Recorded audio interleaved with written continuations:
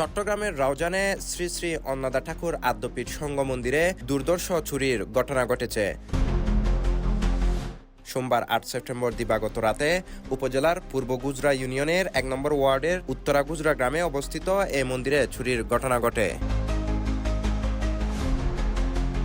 স্থানীয়রা জানান, রাতের আন্ধারে মন্দিরের জানালার গ্রিল ভেঙে ভেতরে প্রবেশ করে চোরের একটি দল। এ সময় প্রতিমার গলার প্রায় ২.৫ ভরি স্বর্ণালংকার এবং দামবক্সের টাকা চুরি করে নিয়ে যায় তারা। এখানে স্থিত দান বাক্সে যা টাকা ছিল, এটা আনুমানিক কত বলতে পারবো না, কারণ এটা হয়তো ভক্তরা দেয়, কত ছিল বলতে পারবো না, সব নিয়ে গেছে। এবং মায়ের গলায় ভক্তদের দেয়া আনুমানিক ২ থেকে ২.৫ ভরি স্বর্ণালংকার, যেগুলো মায়ের গলায় ছিল। ঘটনার পর থানায় লিখিত অভিযোগ দায়ের করেছেন মন্দির কর্তৃপক্ষ। অভিযোগ পাওয়ার পর ঘটনাস্থল পরিদর্শন করে তদন্ত শুরু করেছে পুলিশ।